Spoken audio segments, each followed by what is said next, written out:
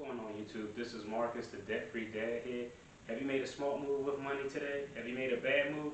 Well, it doesn't matter where you are because your keys to financial freedom and being debt-free starts right here, right now. Today we're going to talk a little bit about what to do in these times when you have state, federal, local elections going on in this time of confusion. So we're going to go over the top 5 ways you can election-proof your finance and make sure that you're in a position to continuously win with money. So everybody probably stayed up late last night, all hours of the night, looking at it, seeing states turn red, turn blue. There's a lot of uncertainty in the economy, healthcare, which way things are going to go. So naturally, even myself and I think a lot of other people want to know, hey, what are some ways we can make some maneuvers to make sure that our interest is protected no matter who's in office. So let's go ahead and start with number 5. Number 5 is plan, not panic. No matter who's in office, a good plan is the best thing that anyone can do for their finances.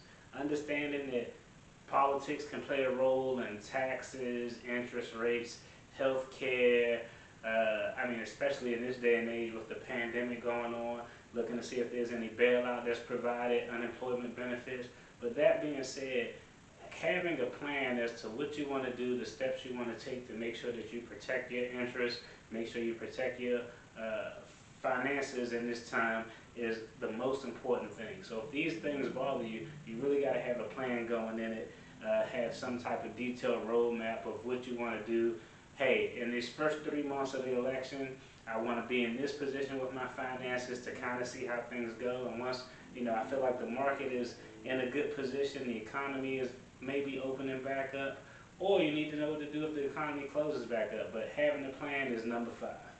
Number 4, look for multiple streams of income. A lot of people, especially, being at home and businesses aren't opening to their maximum capacities like they normally are. A lot of people are, wondering, hey, well, what type of things are there that I can do? But there's a bunch of ways you can find multiple streams of income. Myself personally, I'm a practicing attorney and I deliver food for Uber Eats. So you can't be too proud to get out of a bad financial situation and put yourself in a better financial situation. I deliver for Uber Eats, which was wild. Let me see, what was another one I did? Oh, I worked at a telemarketing center. It was actually interesting. I would go there, I worked 20 to 25 hours a week, got paid every week, do surveys over the phone, and bonuses. It was a great job. But think of ways you can create additional streams of revenue. I know at one point my wife was actually getting paid to go to the restaurants and eat at different places and engage in different services just to rate those services. So they paid her not only for the services she was indulging in to eat at the restaurant, but they also paid her compensation for her opinion about the experience. So that's definitely number 4. You got to look for multiple streams of income. Make sure your finances are diversified so you aren't solely relying on one thing. And just kind of get back out there. There's a lot of ways that businesses are reinventing themselves through delivery, working from home, and so forth. So definitely look out and explore those opportunities. All right, number 3, open an HSA account. I think this is really big and really important because a lot of times healthcare is always an issue. You never know from administration to administration what is going to happen with healthcare. Are they going to open up Obamacare to expand it? Are they going to eliminate Obamacare, pre-existing conditions? Healthcare is one of those hot button topics that's always an issue in federal elections. So a good thing you can do is open an HSA account. And essentially an HSA account is a way to set aside money that you have prior to paying taxes and set those funds aside to use them for medical expenses. So it actually gives you dual benefit. One, you're able to pull those monies aside and those monies aren't taxed at the federal or state level. So for example, if I have a $100,000 salary, I want to contribute $15,000 a year to my HSA account, I can pull that $15,000 out before taxes, set it into that account, and that money is there. I don't have to pay taxes on it, so long as I use it for a qualified healthcare expense.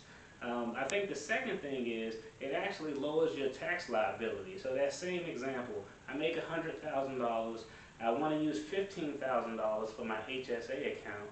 I pull that $15,000 out. Well, now instead of being taxed on $100,000 income, I'm taxed on $85,000 income because it's lower, $15,000 lower. So an HSA is definitely a way to put yourself in a position to potentially be able to deal with any unexpected changes in healthcare policies that may come down from whatever administration is in office. Okay, number two is play the long game. And essentially what that means is if you're in your 20s, 30s, I mean, I'm in my late 30s, you have time to ride the market out. I mean, the stock market is one of those things where, it's funny, the stock market is essentially putting money in and you're making a determination, betting on companies as to how they're going to do in the future, how the economy is going to go in the future. And so with that being said, it's a long game. If you're in your 20s or 30s, you actually have time to ride the market out.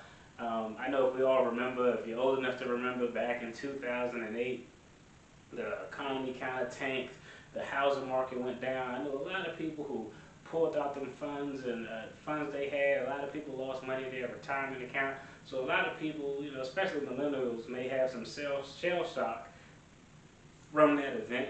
But typically the market balances itself out. If you look historically at market rates, the market normally goes up.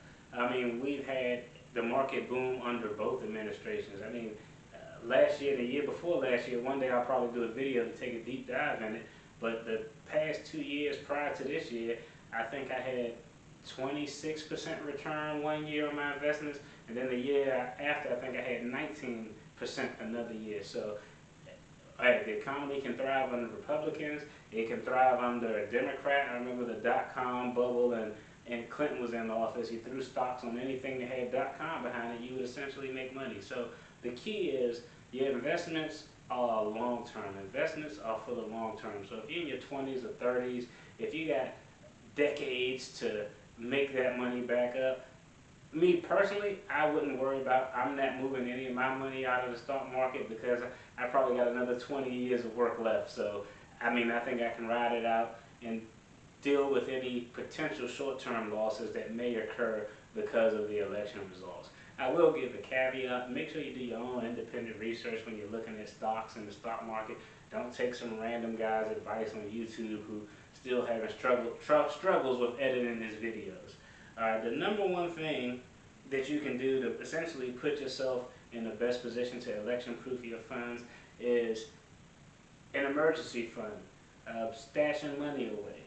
Typically, a lot of people are on their debt-free journey, so hey, you only have $1,000 in a small emergency fund if you're doing a Dave Ramsey thing, or maybe $5,000 in a small emergency fund. But if you're really feeling uncertain during this time of year, me and how I operate, it's okay in those situations that cause you to feel uneasy to maybe pause the advanced and going hardcore to eliminate your debt, to stack up your money in a savings account, because it can give you a level of comfort if you're uneasy about the potential of the economy, considering the political climate and the party affiliations and what are they going to do? Are we opening? Are we shutting down?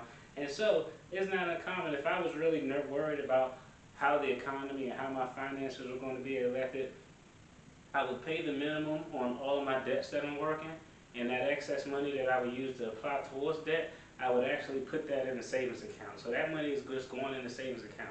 I'm not opening a new line of credit. I'm not doing anything else with it. I'm just putting in the savings account to give me peace of mind in the event that I need it, considering the political climate. Now, 3, 6, 9 months later, I wouldn't go 9 months later, but 3 to 6 months later, if you see, hey, the economy is kind of opening back up, as that fear level reduces about the change in the political climate, the economy, as that fear level reduces, now you can, hey, pick back up that money you've been putting in the savings account, go ahead, take it out, boom, throw it at your debt, and get back onto the debt-free game plan. So there's a lot of ways that you can do it. I think the bottom line is, again, this goes back to rule number 5, and rule number 5 encompasses all of them. Have a plan for what you want to do. If you have a plan for what you want to do, how you want to approach it, you can definitely take steps to alleviate your fears. And I think the final thing on this point is you cannot be too ashamed to get out of debt. I mean, a lot of people, when you talk about multiple streams of income, me personally, I'm not ashamed to do anything that I need to do to improve my financial situation within the boundaries of the law.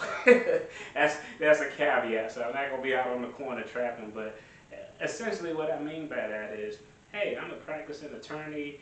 A lot of times people impute income on you and think that, oh, if you're a practicing attorney, you're a big wig. But no, I was a practicing attorney who was riding around in Uber because I wanted to make additional money so I could attack debt or save for something that I needed or something to that effect. I was a practicing attorney when I was working at a teleconference. Excuse me, not teleconference. When I was working at a telemarketing company. It was crazy too. I would literally have a trial or come in from trial in a suit and tie on and just go ahead and, hey, how's it going? This is Marcus here calling on behalf of XYZ. We got this great survey. I had the crazy voice and everything, and I was killing them. I was making money every week. So you can't be ashamed to do things that'll put you in a better position to win. I didn't care. And people would ask me, you're an attorney? Why are you working here? I'm working here the same reason you working here, because I want that check on that Friday. So don't worry about what people think.